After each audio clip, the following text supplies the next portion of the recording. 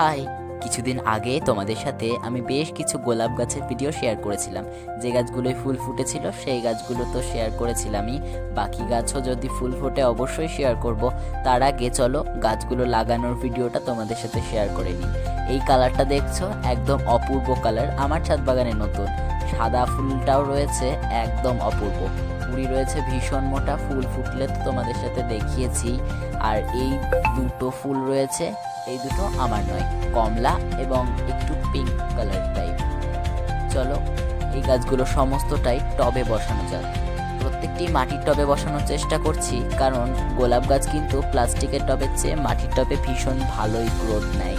এই কমলা রঙের ফুলটা আমার নয়।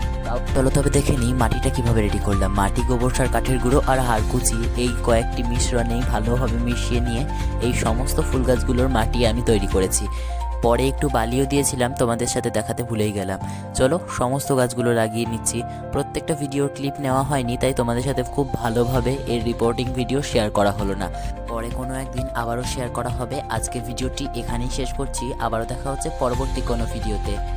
আজকে এ পর্যন্তই, বাই।